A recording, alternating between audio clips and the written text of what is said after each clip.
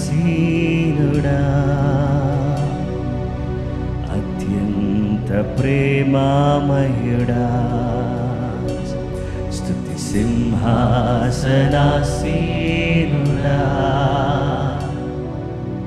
అత్యంత ప్రేమామయుడా పరిశుద్ధుడా పరిశుద్ధాత్ముడా పరిశుద్ధుడా పరిశుద్ధాత్ముడా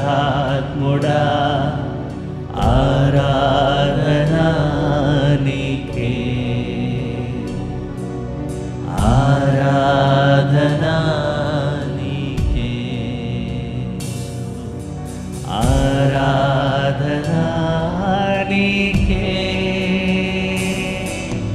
ఆరాధనా నీకే ఆరాధనా నీకే ఆరాధనా నీకే ఆరాధనా నీకే ఆరాధనా నీకే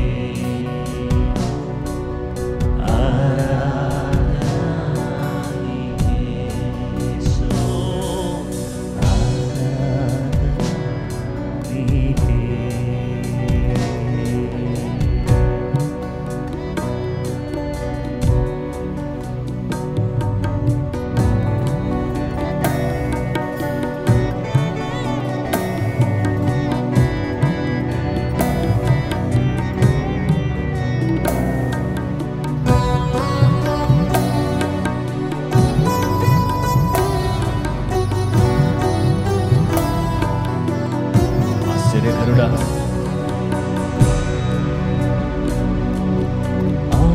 ఆశ్చర్యకరుడా ఆలోచనకర్త బలవంతుడగు దేవా నిత్యుడవగు తండ్రి ఆశ్చర్యకరుడా ఆలోచనకర్త బలవంతుడగు దేవా నిత్యుడవగు తండ్రి సమాధానకర్తయగు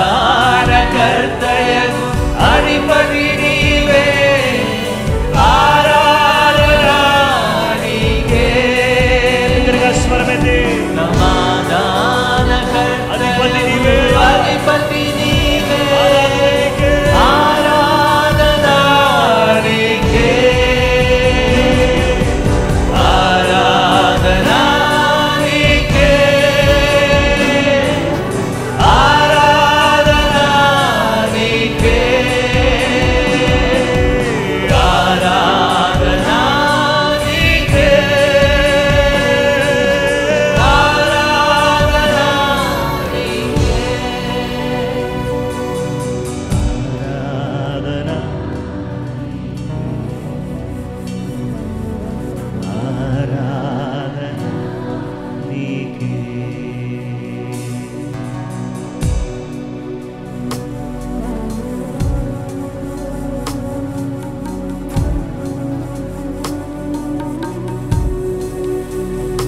రక్షణకర్త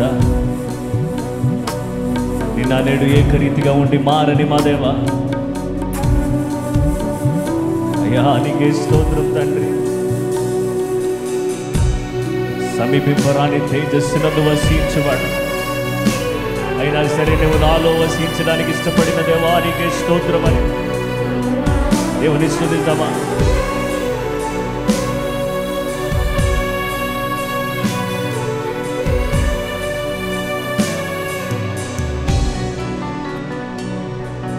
మా రక్షణకర్త మారని మా దేవా మాలో రహసించు మహిమా స్వరూప మా రక్షణకర్త మారని మా దేవా మాలో వసించు మహిమా స్వరూప మహిమా ఘనత ప్రభావము నీకే ఆరాధనా నీకే మహిమా మహిమా ఘనత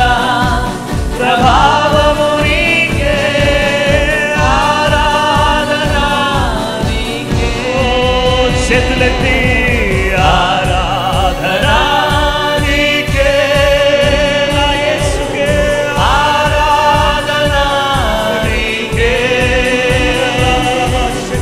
ఆరాధనా నీకే,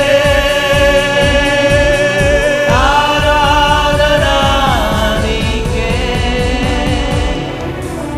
ఆరాధనా నీకే, ఆరాధనా నీకే యేసు, ఆరాధనా నీకే. హల్లెలూయా హల్లెలూయా హల్లెలూయా హల్లెలూయా, నా యేసుకే ఆరాధన ఆరాధన Hallelujah, hallelujah, hallelujah, hallelujah. Jesus, hallelujah.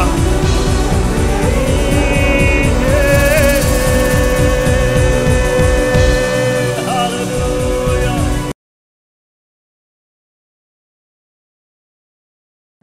క్రీస్తునందు ప్రియమైన సహోదరి సహోదరులారా, ప్రభు అయిన యేసుక్రీస్తు నామములో మీకు అందరికి కూడా శుభములు వందనాలు తెలియజేస్తున్నాను. ఈ ఉదయకాలం దేవుని మహాకృపను బట్టి మనం అందరం కూడా ఈ విధంగా కలుసుకునే గొప్ప భాగ్యాన్ని దేవుడు మనకు దయచేసినందుకు నేను దేవుని స్తుతిస్తున్నాను.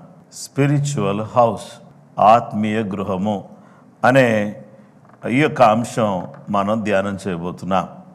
119వ కీర్తన 9వ వచనం నుండి 16వ వచనం వరకు మనం అందరం కలిసి చదువుదాం. దయచేసి మీరు కూడా చదవడానికి ప్రయత్నం చేయండి. యవనస్తులు దేని చేత తమ నడత శుద్ధిపరుచుకుందరు? నీ వాక్యమును బట్టి దానిని జాగ్రత్తగా చూచుకున్నట్టు చేతనే కదా. నా పూర్ణ హృదయంతో నేను వెతికి ఉన్నాను, నన్ను నీ ఆజ్ఞలను విడిచి తిరుగనీయకము. నీ ఎదుట నేను పాపం చేయకున్నట్లు నా హృదయంలో నీ వాక్యము ఉంచుకొని ఉన్నాను. యెహోవా, నీవే స్తోత్రమునందగిన వాడవు. నీ కట్టడలను నాకు బోధింపుము, నీ కట్టడలు నాకు బోధించుము. నీ నోట నీవు సెలవిచ్చిన న్యాయ విధులన్నింటినీ నా పెదవులతో వివరించుదును. సర్వసంపదలు దొరికినట్లు నీ శాసనముల మార్గమును బట్టి నేను సంతోషించున్నాను. నీ ఆజ్ఞలను నేను ధ్యానించదను, నీ త్రోవలను మన్నించదను. నీ కట్టడలను బట్టి నేను హర్షించదను, నీ వాక్యమును నేను మరువకయుందును. దేవుని వాక్య భాగంలో మనం చూస్తే ఈ యొక్క ఆత్మీయ గృహము, ఆత్మీయ గృహం అనగా బేత్ అనేటటువంటి ఈ రెండవ భాగంలో మనకు కనబడేది ఏంటంటే, బేత్ అనగా హౌస్ అని అర్థం. దేవుని వాక్యాన్ని మనం చూస్తే ఇల్లు అనేటటువంటి ఈ యొక్క అర్థాన్ని ఇచ్చేటటువంటి ఈ యొక్క మాటను మనం చూస్తే, దేవుని బిడ్డలారా, ఈ బేత్ అనగా హౌస్ లేదా ప్లేస్ ఆఫ్ ద హార్ట్ అనే అర్థాన్ని మనం చూస్తున్నాం. ఈ యొక్క ఇల్లు ఏ విధంగా ఉండాలి? ఆత్మీయమైన గృహము, స్పిరిచువల్ హౌస్, ఆత్మీయమైన గృహం. మనకుండే ఇల్లు ఎలా ఉండాలి?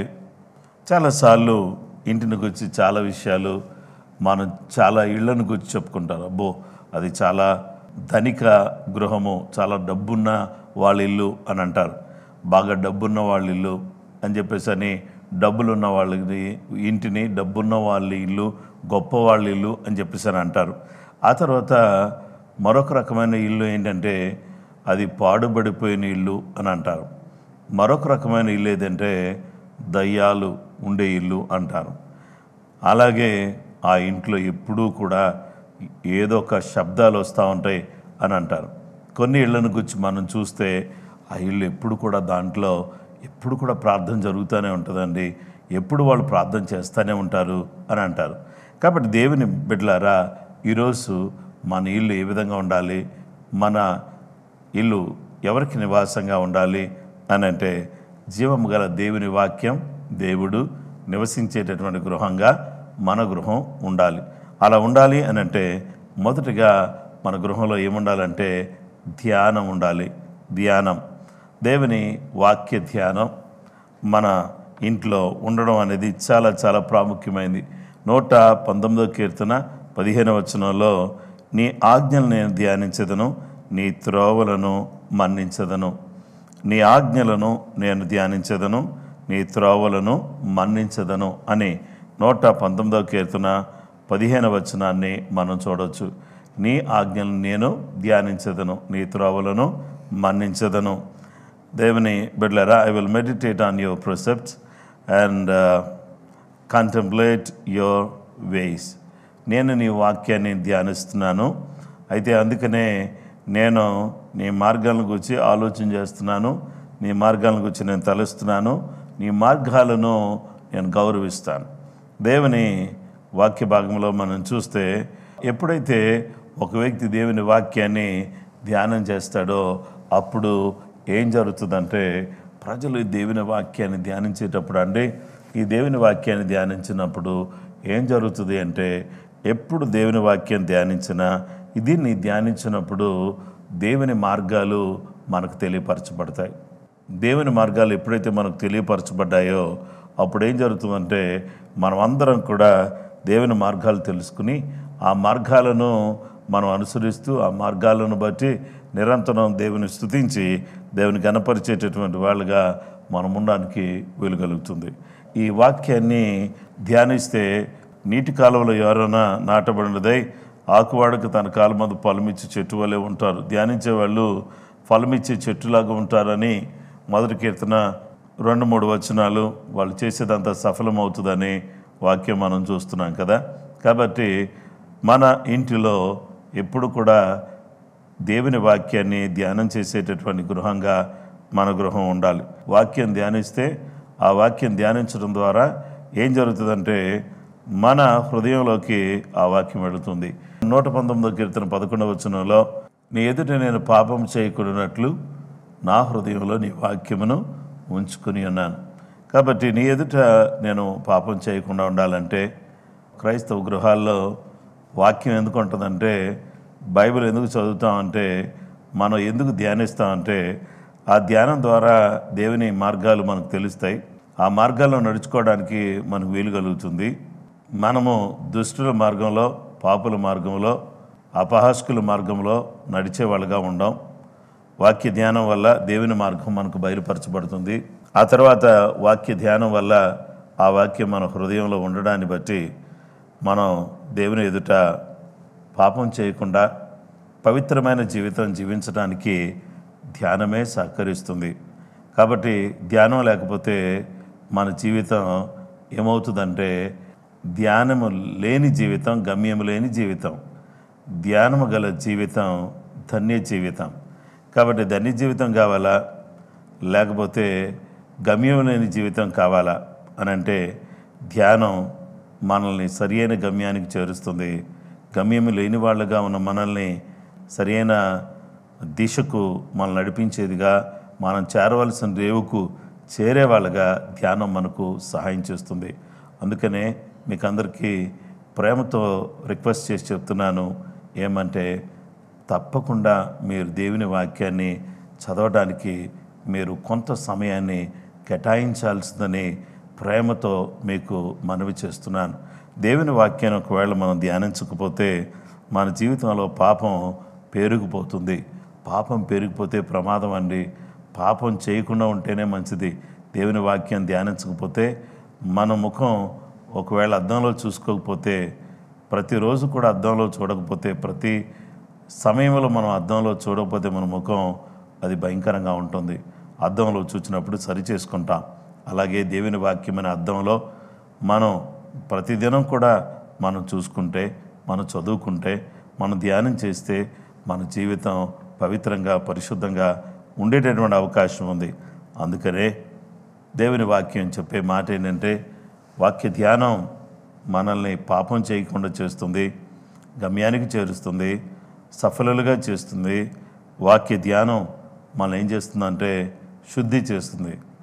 119వ కీర్తన 9వ వచనంలో, యవనస్తులు దేని చేత తమ నాటతో శుద్ధిపరచుకుందరు, నీ వాక్యమును బట్టి దాన్ని జాగ్రత్తగా చూసుకున్నట్టు చేతనే కదా అని. How can A young man cleanse his way? By taking heed according to your word. నీ వాక్యానికి లోబడ్డం బట్టే కదా తన జీవితాన్ని సరిచేసుకునేది.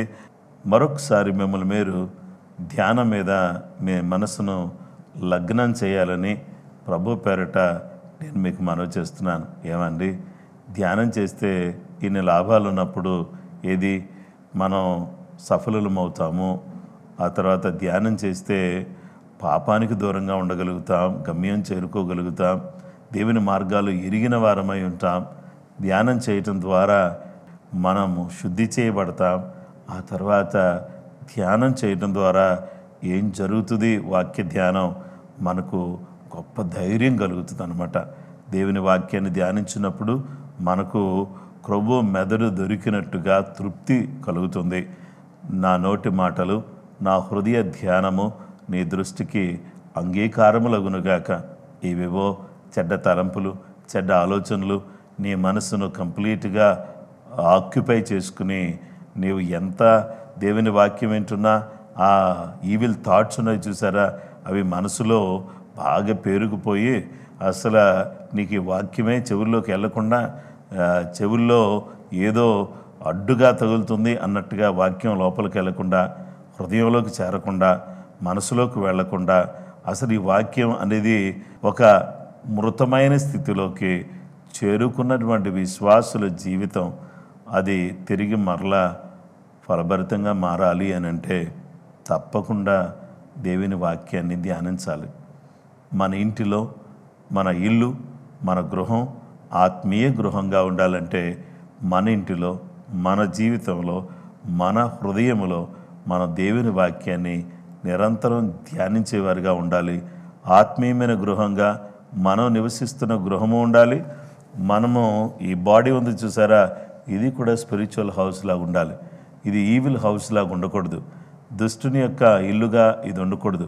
ఈ యొక్క శరీరం, ఈ యొక్క దేహం ఇది ఆత్మీయమైనటువంటి ఆలయంగానే ఉండాలి తప్ప ఇది లోకానుసారమైనటువంటి వ్యాపకాల్లో చిక్కుకున్నటువంటిదిగా ఉండకూడదు.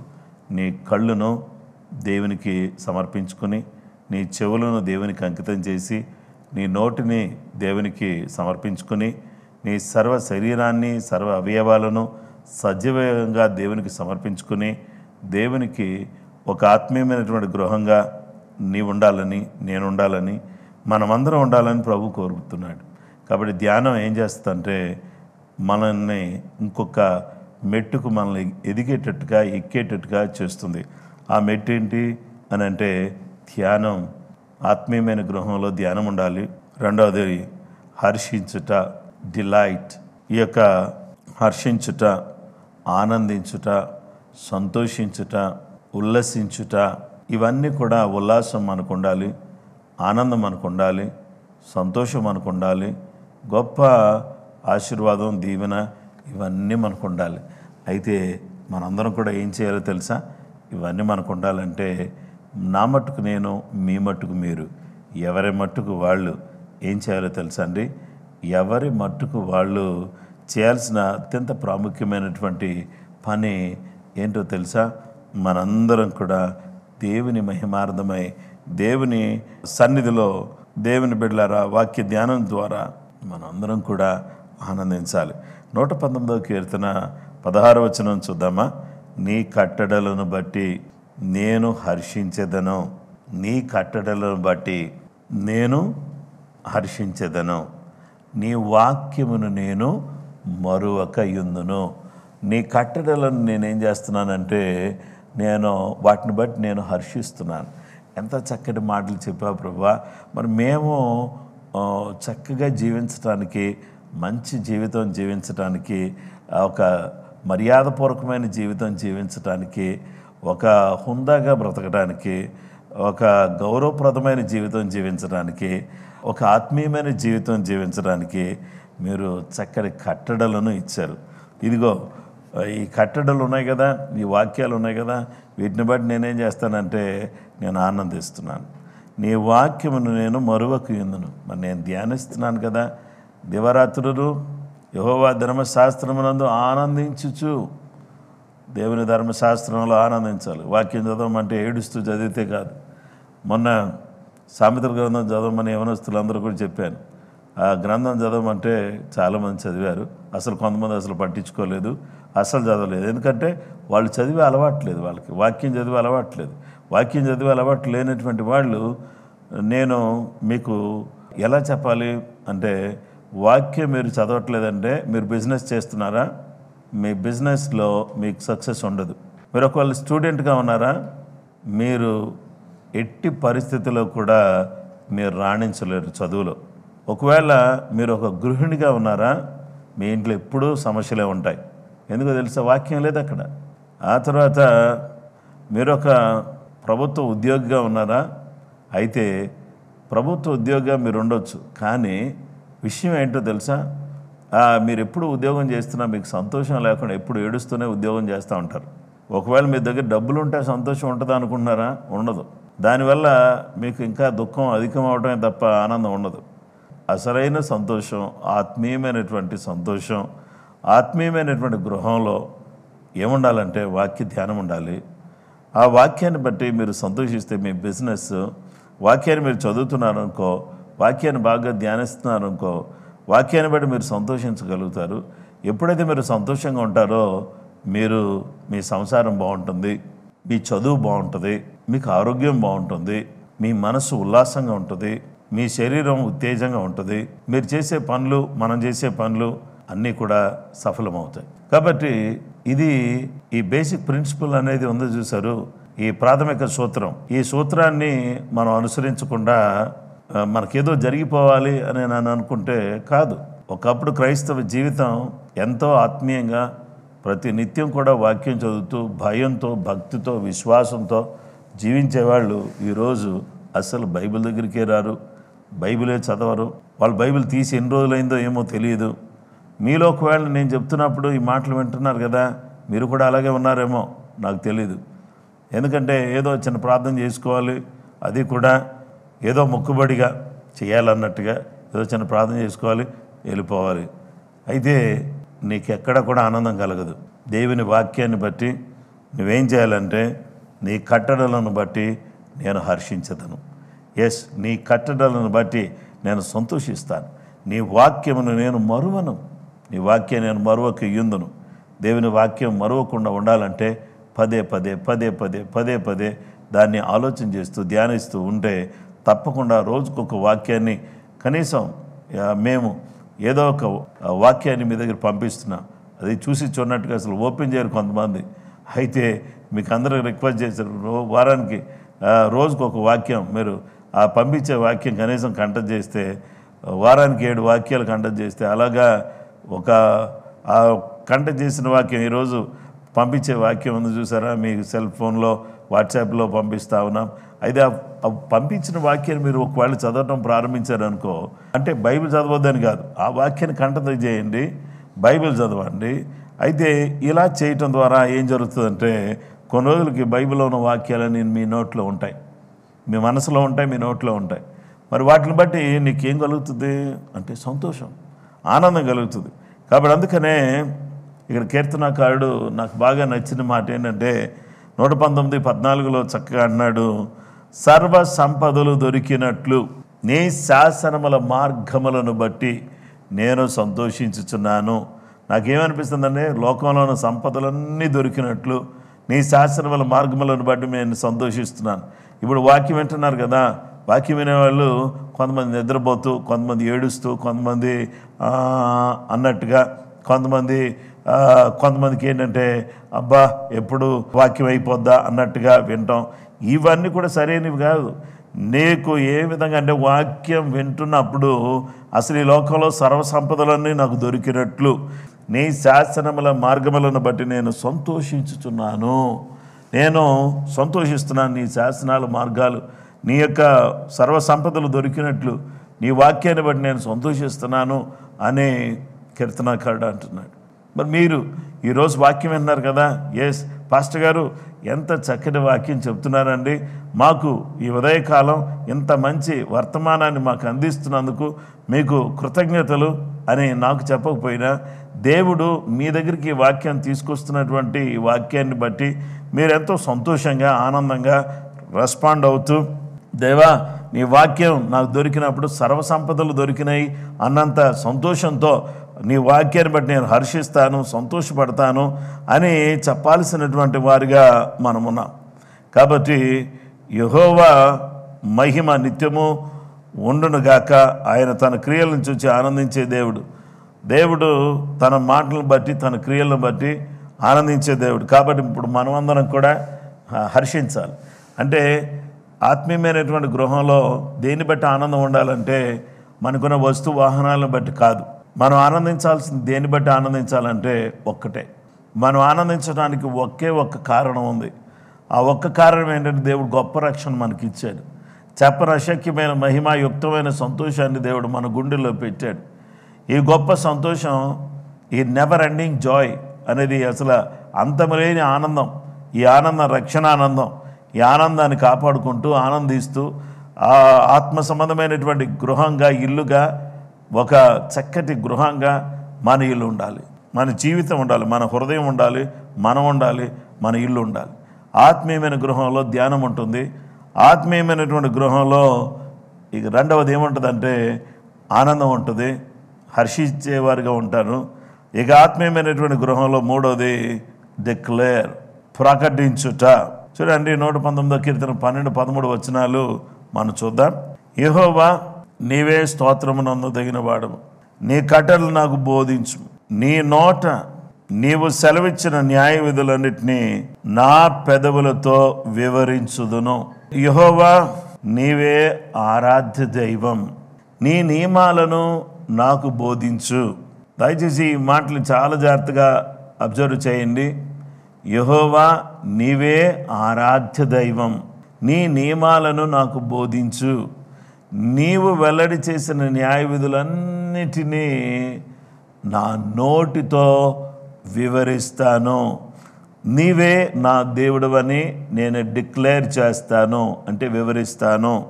నీ నియమాలను నాకు బోధించు, నీవు వెల్లడి చేసిన న్యాయ విధులన్నిటినీ నా నోటితో వివరిస్తాను. వినేవాళ్ళు కాదు, వివరించేవాళ్ళుగా ఉండాలి. వినేవారిగా కాక వివరించేవారిగా మేము మారతాము, నేను మారుతాను అని వినేవారు మాత్రం కాదు, వివరించేవారు. వినేవారు మాత్రం కాదు, అనుసరించేవారు. వివరించేవారు, అనుసరించువారు. వినేవారు అనుసరించేవారుగా ఉండాలి, వినేవారు వివరించేవారుగా ఉండాలి. కాబట్టి ఈరోజు ఆత్మీయమైన గృహంలో ఎప్పుడు మనం వెళ్ళి వాళ్ళని విజిట్ చేసినా వాళ్ళు ఏం చెప్తారంటే, అయ్యా ఈ గృహాన్ని దేవుడు నాకు ఇచ్చాడు, ఈ పిల్లలు, ఈ యొక్క మరి కుటుంబం ఇదంతా కూడా దేవుడు ఇచ్చింది. ఈ గృహంలో నేను వాక్యాన్ని ధ్యానిస్తున్నాను, నిజంగా దేవునిలో నేను సంతోషపడుతున్నాను, దేవుడు ఇచ్చిన రక్షణను బట్టి. ఇక ఆయన క్రియలను వివరించటానికి నేను పూనుకుని ఆయన క్రియలు వివరిస్తున్నాను. ఎంత గొప్ప దేవుడు! ఆయన నా కొరకు చేసిన కార్యాలన్నింటిని బట్టి కూడా నేను ఆయనకు కృతజ్ఞతలు చెల్లిస్తున్నాను, ఆయనకు వందనాలు చెల్లిస్తున్నాను అని ఆయన నీవే ఆరాధ్య దైవం, నీవే నాకేమై ఉన్నావంటే దేవా నీవే నా ఆరాధ్య దైవం, నీవే స్తోత్రమునందదగిన వాడవు, నీవే ఆరాధ్య దైవం, నీవే ఆరాధ్య దైవం. నిన్ను ఆరాధిస్తాను, నా నోటితో నీ కార్యాలను, నీ న్యాయ విధులను, నీ వాక్యాలను నా నోటితో వివరిస్తాను. అల్పుడైన నేను, ఏ యోగ్యత లేని నన్ను దేవుడు నిలబెట్టి ఆయన మాటలు పదే పదే పదే పదే ప్రతిరోజు కూడా ప్రతి నిత్యము ఆ మాటలు వివరించే అవకాశాన్ని దేవుడిచ్చాడు. వాటిని గురించి వివరించేటటువంటి భాగ్యాన్ని దేవుడిచ్చాడు. వాక్యాలు వివరించటానికి దేవుడు ఇచ్చిన భాగ్యాన్ని బట్ నేను దేవుని స్తుతిస్తున్నాను. ఈరోజు దేవుని కట్టడలను వివరించాలి, మన జీవితంలో దేవుడు చేసిన కార్యాలను వివరించాలి. అందుకని కీర్తనకారుడు 40వ కీర్తన 9వ వచనం 10వ వచనంలో ఇలా అన్నాడు, నా పెదవులు మూసుకొనక మహాసమాజములో నీతి సువార్తను నేను ప్రకటించుచున్నానని నేను అంటుని. యెహోవా, అది నీకు తెలిసే ఉన్నది. నీ నీతిని నా హృదయములో ఉంచుకుని నేను ఊరుకుండలేదు. నీ సత్యమును నీ రక్షణను నేను వెల్లడి చేసి ఉన్నాను. నీ కృపను నీ సత్యమును మహాసమాజమునకు తెలుపక నేను వాటికి మరుగు చేయలేదు. దేవుని వాక్య భాగంలో మనం చూస్తే నేను వాటిని ఏం చేయలేదంటే మరుగు చేయలేదు. అంటే నేను ఏం చేశాను, ఇక్కడ నీ సువార్తను నేను ప్రకటించి ఉన్నానని నేను అంటిని. నా పెదవులు మూసికొనక మహాసమాజములో నీతి సువార్త నేను ప్రకటించి ఉన్నానని నేను అంటిని. నా పెదవులు మూసుకోలేదు. నేను ఎందుకులే, వాళ్ళు ఏం ఫీల్ అవుతారు, వాళ్ళు ఏమనుకుంటారు నేను చెప్తే అనేది మనం అలా మాట్లాడడం మంచిది కాదు. దేవుని బిడ్డలమైనటువంటి మన పెదవులు మూసికొనకూడదు. దేవుని నీతి సువార్తను మనం అందించాలి. యేసయ్య సువార్త విన్నవాళ్ళు నీతిమంతులుగా మార్చబడతారు. అయితే ఇప్పుడు నీ నీతిని నా హృదయంలో ఉంచుకుని నేను ఊరుకొనలేదు. నీ సత్యమును నీ రక్షణను నేను వెల్లడి చేసి ఉన్నాను. నేను ఏదో లోపల నీతిని పెట్టుకుని దాన్ని దాచుకుని అలా ఉండలేదు. నీ సత్యమును నీ రక్షణను నేను వెల్లడి చేసి ఉన్నాను. నీ కృపను నీ సత్యమును మహాసమాజమునకు తెలుపక నేను వాటిని మరుగు చేయలేదు. నేనేం చేశానంటే వాటిని మరుగు చేయలేదు, నేను దాచిపెట్టుకోలేదు. కాబట్టి ఈరోజు దేవుడు మన కొరకు చేసిన గొప్ప కార్యాలను మనం దాచిపెట్టుకోకూడదు. మనము మన పిల్లలకు చెప్పాలి. మనము మన పిల్లలకు వాటిని వివరించాలి. మనము మన కుటుంబంలో కూర్చున్నప్పుడు, లేచినప్పుడు, మన ఇంట్లో పండుకున్నప్పుడు దేవుని మాటలను గురించి, దేవుని కార్యాలను గురించి మనం మాట్లాడాలి. మన పిల్లలకు అభ్యసింపచేయాలి. చూడండి, అభ్యాసం అనగా వారికి పదే పదే వాటిని అర్థమయ్యేటట్టుగా వారికి నేర్పించాలి. దేవుని పిల్లలమైనటువంటి మనమందరం కూడా ఈరోజు మన గృహం ఆత్మీయమైన గృహం ఎలా ఉంటుంది? ఆత్మీయమైన గృహంలో మొదటిది మెడిటేషన్ ఉంటుంది, ధ్యానం ఉంటుంది. ఆత్మీయమైన గృహంలో వాళ్ళకి ఆనందం ఉంటుంది, ధ్యానం ఉంటుంది, హర్షించేవాళ్ళుగా ఆత్మీయమైన గృహంలో ఉన్నవాళ్ళు ఉంటారు. ఇక మూడవది, ఈ గృహం నేను చాలా కష్టపడ్డాం, బ్యాంకులో లోను పెట్టుకున్నాం, లేక ఇది ఈ విధంగా కట్టాం, ఇవి పలానా ఊరు నుంచి ఇవి తెప్పించాం అని వాటన్నిటిని గురించి కూడా ఈ మాట్లాడడం కాకుండా మనం వస్తువులను గురించి, ఆ ఇంటిని కట్టిన విధానాన్ని గురించి, మనం ఎంత కష్టపడ్డామో, ఎలాగ నీళ్లు కొట్టామో, ఎలా నీళ్లు మోసామో, ఇవి కాదు మాట్లాడాల్సింది. మనం ఏం మాట్లాడాలంటే దేవుని కార్యాలను, దేవుని యొక్క నీతిని, మన కొరకు దేవుడు చేసిన కార్యాలను. ఇదిగో నా జీవితాన్ని దేవుడు గొప్ప రక్షణతో నింపాడు, నా జీవితంలో దేవుడి అద్భుతమైన కార్యాన్ని చేశాడు, ఇదొక ఆత్మీయమైనటువంటి ఇల్లుగా దేవుడు నాకు ఇచ్చిన ఇల్లు ఉండాలి అని నేను కోరుతున్నాను అని మీ ఇంటిని గురించి, మీ ఒంటిని గురించి మీరు ఒకవేళ ఆలోచన చేస్తే, దేవుని బిడ్డలారా, ఈరోజు వెంటనే నాతో కలిసి కొన్ని నిమిషాలు ప్రార్థన చేయడానికి తలలు వంచండి. దేవుని సందులో ప్రార్థన చేద్దామా? దయచేసి అందరూ మోకరించండి. మా మంచి తండ్రి, మా గొప్ప దేవాని పాదాలకు వందనాలు చెల్లిస్తున్నా. సువార్త అందన వారికి అందించేటటువంటి వారిగా, మేము వివరించేవారిగా మేము ఉండడానికి సహాయం చేయండి. నిన్ను గురించి ఉపయోగం లేని ఇల్లు మాకు వద్దునైనా, నీకు నీ నామానికి ఘనత తెచ్చే ఇల్లుగా, ఆత్మీయమైన గృహంగా, మేమున్న ఏరియాలో మా ఇల్లు నీ కార్యాలను వివరించేదిగా, నువ్వు గొప్ప దేవుడు అని, నువ్వు రక్షకుడు అని, నువ్వు పూజనీయుడు అని, నువ్వు మహోన్నతుడు అని, నువ్వు సర్వోన్నతుడు అని, నువ్వు గొప్ప దేవుడు అని మా ఇల్లునైనా ఉన్నటువంటి ఏరియాలో అది వివరించేదిగా ఉండడానికి సహాయం చేయను ప్రభువా. దాంట్లో ఉన్న మేము ఈ యొక్క ఆత్మీయమైనటువంటి గృహముగా మేమునైనా నీ యొక్క కార్యాలను మా ఇంట్లో ధ్యానిస్తూ, నాయనా తండ్రి, మేము ఆనందిస్తూ అనేక మందికి మేమున్న ప్రాంతంలోనే నీ రాజ్యాన్ని విస్తరింప చేయడానికి, నీ సువార్తను వివరించడానికి నాయన మా నోరు మూసుకోకుండా ప్రజల ఎదుట, సమూహం ఎదుట ఎవరున్నా సరే నీ వాక్యాన్ని, నీ యొక్క సువార్తను నాయన ప్రతి వ్యక్తికి మేము అందించేవాళ్ళుగా, కనబడిన ప్రతి వ్యక్తికి నీ సువార్తను నాయన వాళ్ళ హృదయాల్లో నింపేవాళ్ళుగా మమ్మల్ని ఒక సాధనగా వాడుకోండి. మేమందరం స్పిరిచువల్ హౌస్గా మేమున్నాం దేవా తండ్రి, ఆత్మీయమైన గృహంగా ఉన్నాం. కాబట్టి ఈ స్పిరిచువల్ హౌస్గా ఉన్నటువంటి మేము దేవా నిరంతరము ఆత్మ సంబంధమైనటువంటి విషయాలను గురించి ధ్యానిస్తూ, హర్షిస్తూ, ఆ తర్వాత నైనా మేము ప్రభువా నిరంతరము నీ కార్యాలను వివరించేవాళ్ళుగా, ప్రకటించేవాళ్ళుగా, చెప్పేవాళ్ళుగా మేమందరం కూడా మారిపోవడానికి మాకు నీ కృప చూపించండి. అయ్యా నైనా మీరు నీ దాసు ద్వారా మాట్లాడారు.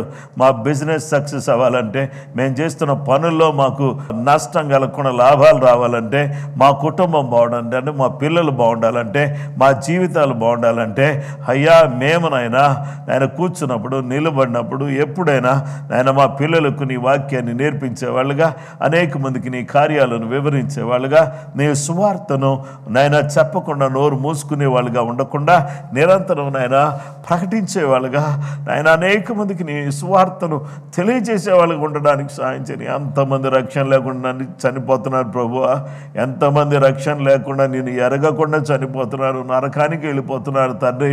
నరకము అనేటటువంటి నా పరిస్థితిలో నుంచి నైనా ప్రజలను తప్పించడానికి సువార్త అనేటటువంటి వెలుగును వాళ్ళ మీదకి ప్రకాశింపజేయడానికి ప్రకటించేవాళ్ళు కావాలి. విశ్వాసులందరూ ప్రకటించేవాళ్ళుగా ఉండాలి. సంఘం బాగుండాలన్నా, సంఘం అభివృద్ధి చెందాలన్నా, కుటుంబాలు బాగుండాలన్నా, ఆరోగ్యంగా ఉండాలన్నా, ఆశీర్వాదకరంగా ఉండాలన్నా ప్రభువా నామకార్థత తీసేయి నాయనా పట్టనటువంటి ధోరణ తీసేయి, మొండితనాన్ని తీసివేయి నాయనా తండ్రి, బండతనాన్ని తీసివేయి నాయనా, హృదయాలను బద్దలు చేయి నాయనా, నీ సువార్తను వ్యాప్తి చేయడానికి నాయన మమ్మల్ని అందరినీ కూడా వాడుకో తండ్రి, వాడుకో. నీ కార్యాలు వివరించే వారిగా ఉండడానికి సహాయం చేయండి. నీ ప్రేమను పంచేవారిగా ఉండడానికి సహాయం చేయండి. ఈ సంవత్సరం నాయనా గత సంవత్సరాలన్నిటికంటే ఎక్కువగా నాయన అనేక మంది రక్షణ పొందడానికి సహాయం చేయండి, బాప్తిస్మం పొందడానికి సహాయం చేయండి, వారి జీవితాలు నీ వైపు తిప్పడానికి సహాయం చేయండి. ఎవరి బిడ్డలు ఎవరు కూడా తప్పిపోకుండా సహాయం చేయండి ప్రభువా. నాయన ఎవరెవరు ఏ కష్టాల్లో ఉన్నారు, బాధల్లో ఉన్నారు, వారికి మీరు తోడుకోండి, సహాయపడమని ప్రార్థన చేస్తున్నాం మా గొప్ప తండ్రి. హల్లెలూయానికి స్తోత్రం చెల్లిస్తున్నాం. హల్లెలూయానికి వందనాలు చెల్లిస్తున్నాం తండ్రి. దేవా నెట్వర్కింగ్ చర్చెస్ని నేను దేశ నాయకులను, రాష్ట్ర నాయకులను, ప్రజలను కాపాడండి. మా భారతదేశాన్ని నాయన మీరు కాపాడండి, ప్రపంచ దేశాలను కాపాడండి, తెలంగాణ రాష్ట్రాన్ని కాపాడండి, ఆంధ్రప్రదేశ్ని కాపాడండి. ఈరోజు ఎవరెవరైతే జాయిన్ అయ్యారో వారి ఫ్యామిలీస్ అన్నింటిని కూడా దీవించండి. దీని తర్వాత ఎవరైతే ఇంకా జాయిన్ కాబోతున్నారో వాళ్ళందరూ కూడా మీ నామంలో దీవించమని ప్రార్థన చేస్తున్నాం తండ్రి. పెనియల్ నాయన తండ్రి ఫ్యామిలీలో ఎవరైతే బర్త్డే జరిపించుకున్నారో వారి బర్త్డే విషయంలో వారికి అద్భుతమైన కార్యం చేసి దీవించండి. నేను ప్రతి కుటుంబాన్ని మీరు కాపాడండి. నీ దివ్యమైన సన్నిధి ప్రతి వారికి దయచేయండి. నీ చిత్తం, నీ ఉద్దేశం, నీ సంకల్పం నెరవేర్చి దీవించి కాపాడి భద్రపరిచి దయ చూపించమని యేసయ్య ఘనమైన పరిశుద్ధ నామంలో ప్రార్థించి వేడుకొంచున్నాం తండ్రి. ఆమేన్. మన పరమ తండ్రి అయిన దేవుని ప్రేమ, కుమారుడైన యేసుక్రీస్తు ప్రభు వారి యొక్క కృప, పరిశుద్ధాత్మ దేవుని అన్యోన్య సహవాసము సమాధానము చేరువన మనకును సకల లోకములను పరిశుద్ధులకు సదా దేవుని కృపతోడే నడిపించును గాక. ఆమేన్. అందరికీ ప్రైజ్ ది లార్డ్ అండి. May God bless you. దయచేసి అందరూ కూడా రేపు ఉదయకాలానికి సిద్ధంగా ఉండి మనం కలుసుకుందాం. అంతవరకు దేవుడి కృప మీకు తోడైయును గాక. ఆమేన్.